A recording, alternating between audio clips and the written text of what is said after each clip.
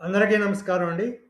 ఈసారి వీడియోలో అన్నపూర్ణ పిక్చర్స్ వారి 'చదువుకున్న అమ్మాయిలు' చిత్రం గురించి మాట్లాడుకుందాం అండి.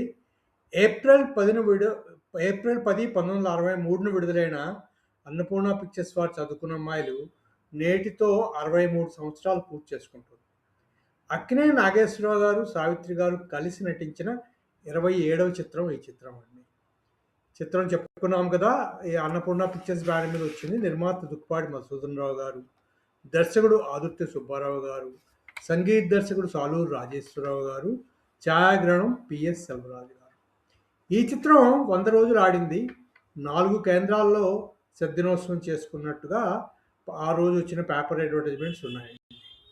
తర్వాత అంతవరకు అన్నపూర్ణ వారు బెంగాలీ కథలు లేకపోతే బెంగాలీ సినిమాల్ని తీస్తూ ఉండేవారు బేస్.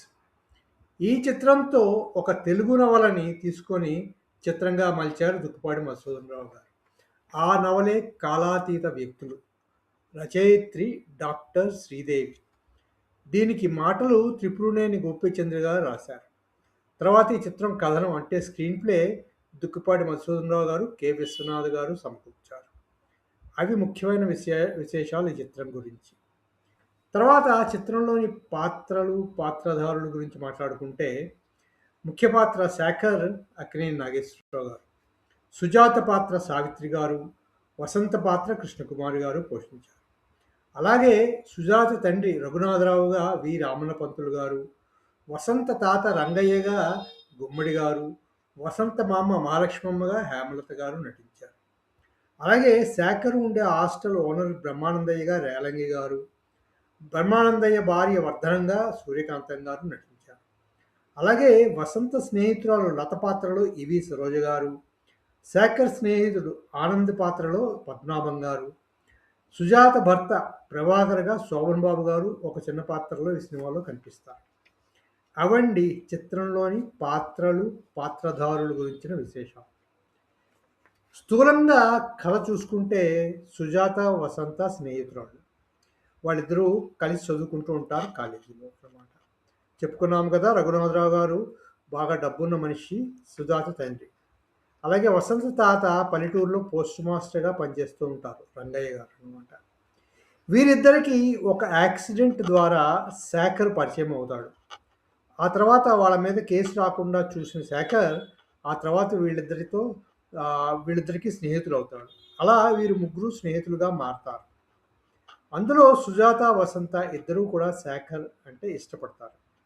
కానీ శేఖరు ఎక్కువగా వసంతని ఇష్టపడతాడు. అదే ఆయన బయటికి కూడా తెలియపరుస్తాడు. అలా సుజాత తర్వాత తన వివాహం ప్రభాకర్ అనే వ్యక్తితో, అతను పోలీస్ ఇన్స్పెక్టర్, ఆయనతో జరుగుతుంది. తండ్రి కూర్చొని సంబంధం చేసుకుంటుంది సుజాత అన్నమాట. ఈలోగా ఆనంద్, శేఖర్ స్నేహితుడైన ఆనంద్ శేఖర్ని ఒక కేసులో ఇరికిస్తాడు.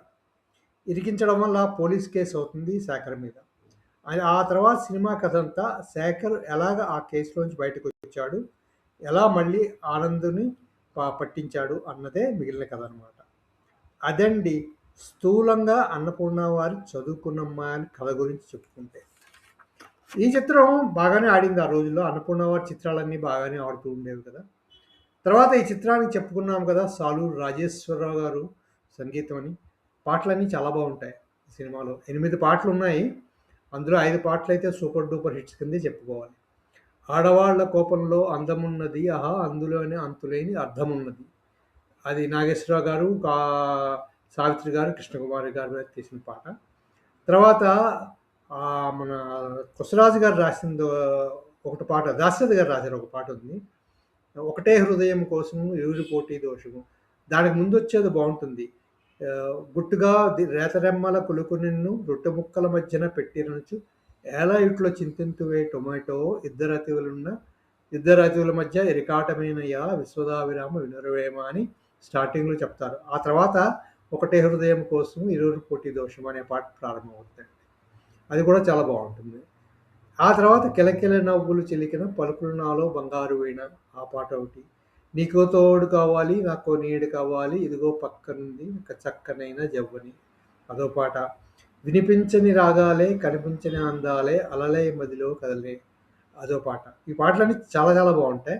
రాజేశ్వరరావు గారు అన్నపూర్ణ వారి సినిమాలన్నిటికి కూడా చక్కని సంగీతం అందిస్తారు కదా! అలాగే ఈ చిత్రానికి కూడా చాలా చక్కని సంగీతం అందించారనమాట. అవి ముఖ్యంగా పాటల గురించిన విశేషాలు ఈ చిత్రం గురించండి.